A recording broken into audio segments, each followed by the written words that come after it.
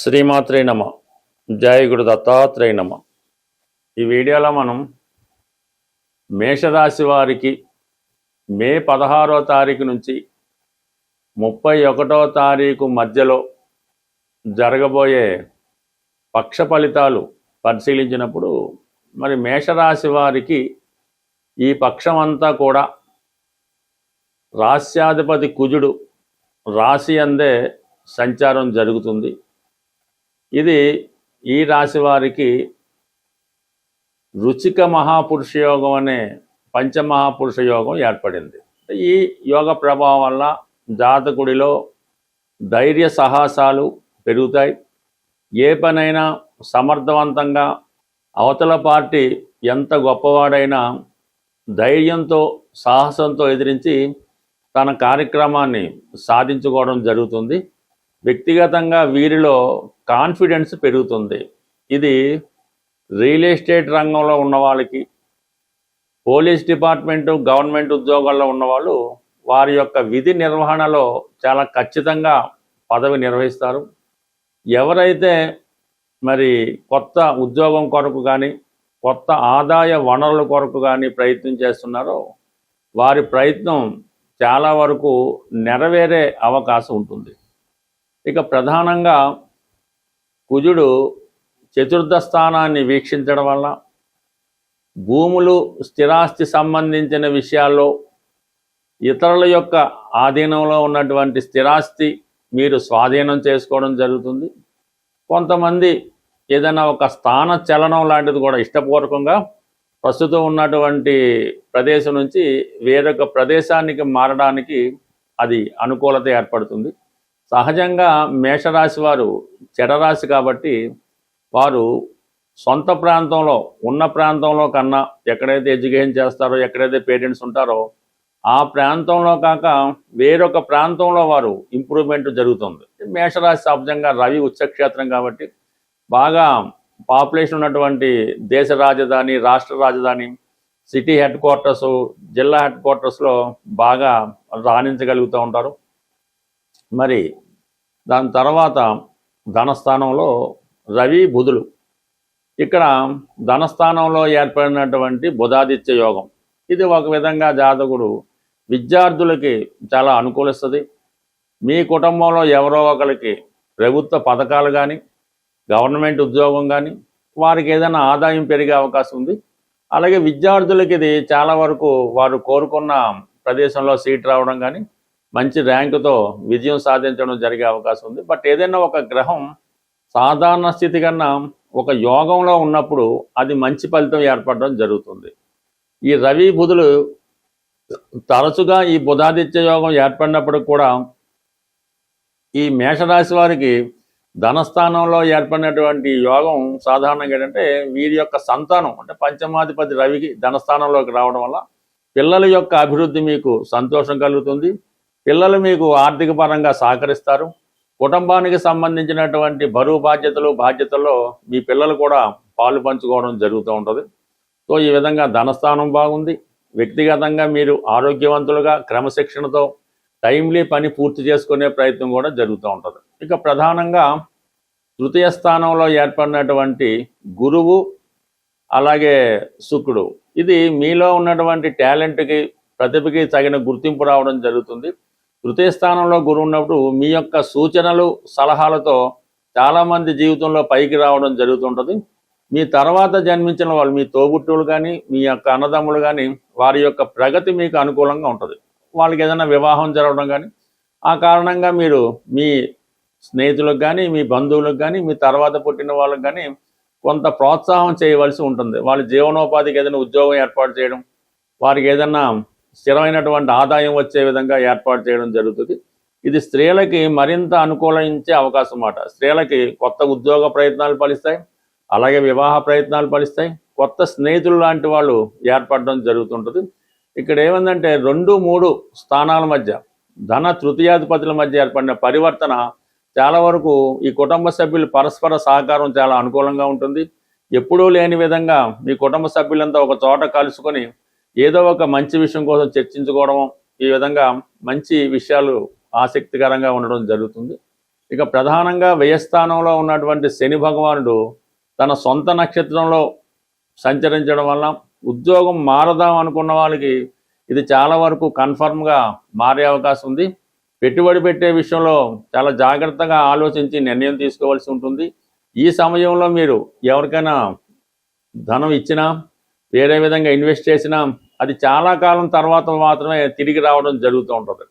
ఏదైనా ఈ టైంలో మీరు లాంగ్ టర్మ్ ఇన్వెస్ట్మెంటు భూముల్లో స్థిరాస్తుల మీద చేసుకుంటే మంచిది తప్ప మరి స్పెక్యులేషను, వడ్డీ వ్యాపారం, ఎవరికైనా అప్పు ఇవ్వడం, ఇటువంటి చిల్లర వ్యాపారాలు చేయడం వల్ల 99% ధన నష్టం జరిగే అవకాశం ఉంది. బట్ ఏదైనప్పటికి కూడా దశమ స్థానంలో ఉన్నటువంటి రాహు, తృతీయ స్థానంలో ఉన్నటువంటి శుక్రుడు, సినిమా ఇండస్ట్రీలో ఉన్న వాళ్ళకి, సాఫ్ట్వేర్ రంగంలో ఉన్న వారికి కొన్ని కొత్త అవకాశాలు రావడం జరుగుతుంది. ఈ వీడియోలో మనం కుజదోషం మీద ఉన్న అపోహలు, అపార్థాలు వీటి గురించి తెలుసుకునే ప్రయత్నం చేద్దాం. సాధారణంగా కుజదోషం అన్నది ఇంచుమించుగా ఒక 100 జాతకాలు పరిశీలిస్తే 90 జాతకాల్లో ఈ కుజదోషం ఉంటుంది. ఈ కుజదోషం అన్నది లగ్నం నుంచి, చంద్రుడున్న స్థానం నుంచి, అలాగే శుక్రుడున్న స్థానం నుంచి లెక్క పెట్టడం జరుగుతుంది. ఇది లగ్నం నుంచి ఉదాహరణగా తీసుకుంటే 2, 4, 7, 8, 12 స్థానాల్లో కుజుడు ఉన్నప్పుడు అది కుజదోషంగా భావించడం జరుగుతుంది. ఇలాగా లగ్నం నుంచి 2, 4, 7, 8, 12లో ఉన్న, చంద్రుడి నుంచి 2, 4, 7, 8, 12లో ఉన్న, శుక్రుడి నుంచి ఉన్న అది కుజదోషం అవుతుంది.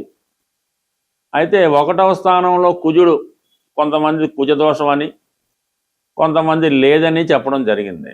బట్ ఏదైనా కుజుడు 1వ స్థానంలో ఉన్నా కూడా అది కుజదోషంగానే పరిగణించవలసి ఉంటుంది.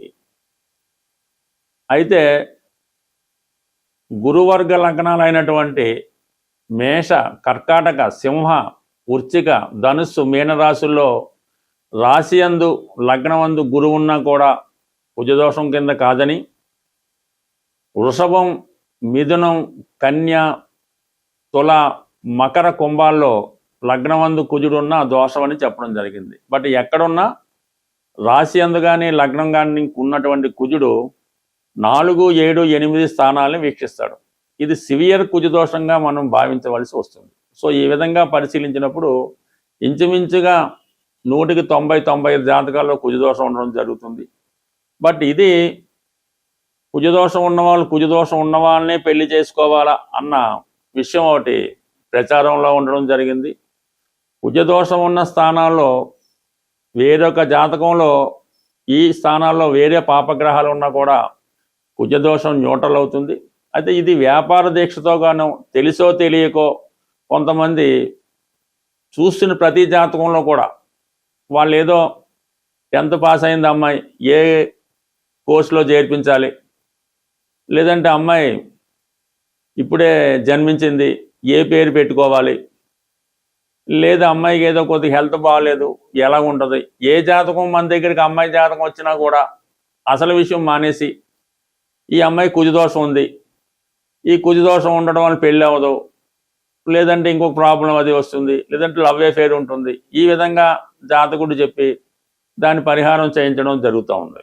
అది తెలియక కూడా కావచ్చు, ఇది వాళ్ళు కూడా నమ్మి ఏదో 8 సంవత్సరాల అమ్మాయికి ఏదో వ్యవహారం చేస్తే కుజదోషం ఉందని భయపడి అందరికీ చూపించి ఈ విధంగా ఇబ్బంది పడడం జరుగుతుంది. ఈ కుజదోషం ఉన్నవాళ్ళు కుజదోష పరిహారం చేసుకోవలసి వస్తే అది వివాహానికి ముందు, అంటే మనకు ఒక సంబంధం నిర్ణయమైన తర్వాత అబ్బాయి జాతకంలో కుజదోషం లేదు, అమ్మాయి జాతకంలో కుజదోషం ఉన్నది, అప్పుడు వాళ్ళిద్దరికీ పెళ్లి చేయాలనుకున్నప్పుడు అమ్మాయికి కుజదోష పరిహారం చేస్తే అప్పుడు ఆ దోష పరిహారం అయి తర్వాత చేసే పెళ్లి అనుకూలంగా ఉంటుంది. కాబట్టి ఆ విధంగా చేసుకుంటే మంచిది తప్ప అసలు ఏ సంబంధం లేకుండా ముందే పరిహారం చేయించారనుకోండి, అప్పుడు మళ్ళీ కుజదోషం లేని అమ్మాయి మళ్ళీ ఎక్కడ మనం ప్రయత్నం చేస్తాం? అది తప్పు. కాబట్టి కుజదోష పరిహారం అన్నది వివాహానికి ముందు చేయవలసినటువంటి క్రియ. అది అనేక రకాలుగా సాంప్రదాయ వారీగా ఉండడం జరుగుతుంది. బట్ ఈ మధ్యకాలంలో ఒక అమ్మాయికి సాధారణంగా, అంటే ఒక అబ్బాయి అనుకుందాం, ఈ అబ్బాయికి ఏముందంటే యాక్చువల్గా ఏదో ఒక అబ్బాయి జీవితంలో ఒకటే పెళ్లి రాసిపెట్టి ఉంది. కొద్దిగా లేటు, అతనికి ఉద్యోగం లేకపోవడం వల్ల, లేదంటే వేరే సాంప్రదాయ వృత్తిలో ఉండడం వల్ల వివాహం లేట్ అవుతుంది. ఎవరో ఒక గుళ్ళో పూజారి చూపిస్తే ఈ అబ్బాయి కుజదోషం ఉంది, పెళ్ళి అవ్వట్లేదంటే, సరే ఏంటి పరిష్కారం అంటే ఈ డూప్లికేట్ మ్యారేజ్, ఏదో అరటి చెట్టుతో పెళ్లి చేయలేదు చెప్పారు. ఆ విధంగా వాళ్ళు ఆ పెళ్లి చేశారు. ఉన్నది ఒకే పెళ్లి అబ్బాయి జాతకంలో, ఈ అరటి చెట్టుతో పెళ్లి అయిపోయింది. ఇంకా తర్వాత 10 సంవత్సరాలైనా వివాహం అన్నది అబ్బాయి కావలేకపోవడం జరుగుతుంది. బట్ అందువల్ల తెలిసి తెలియకో కొన్ని పరిహారాలు చేయడం వల్ల వారి జీవితంలో ఈ విధంగా పెళ్లి కాకుండా బ్రహ్మచారిగా ఉండిపోవడం కూడా జరుగుతుంది. కాబట్టి ఈ కుజదోషం గురించి పెద్దగా అపోహలొద్దు. చిన్నపాటి పరిష్కారంతో ఈ సమస్య సాల్వ్ అవుతుంది. ఈ కుజదోషానికి అనేక రకాలుగా ఎగ్జాంపుల్స్ ఉన్నాయి. కొన్ని లగ్నాలకి, కొన్ని రాశులకి, కొన్ని నక్షత్రాలకి కుజదోషం అన్నది ఉండదు. అలాగే కొంత ఏజ్ దాటిన తర్వాత కుజదోషం ఉండదు. గురు దృష్టి ఉంటే కుజదోషం ఉండదు. ఇలాగా కుజదోషం ఒకటైతే 99 రకాలుగా పరిహారం జరుగుతుంది. బట్ ఏదో ముందు జాగ్రత్తగా చేసుకున్నా కూడా అది పెద్దగా ఏమి దానికోసం భయపడి జీవితాలు నాశనం అయిపోయినట్టు ఇబ్బంది పడే పరిస్థితి అయితే లేదు. కేవలం ఇది ఒక అపోహ తప్ప ఇది పెద్ద కొంపలు మునిగిపోయే దోషం అయితే కాదు. బట్ ఇది బ్రతుకు తెరువు కోసం చాలామందికి ఇది ఉపయోగపడుతుంది. అంటే కొంతవరకు బతకొచ్చు, కానీ మరీ అన్యాయంగా బతకకుండా అవతల వాడిని భయభ్రాంతులకు గురి చేసి జీవితాలను నాశనం చేసే విధంగా శాస్త్రం ఉండకూడదనే ఉద్దేశంతో ఈ పరిజ్ఞానాన్ని మీకు అందివ్వడం జరుగుతుంది. బట్ ఇంకా అనేక శాస్త్రం, అనేక డెప్త్ ఉంది. నాకు తెలిసినటువంటి 1% జ్యోతిష్ శాస్త్ర పరిజ్ఞానంతో చెప్పడం జరుగుతుంది. స్వస్తి.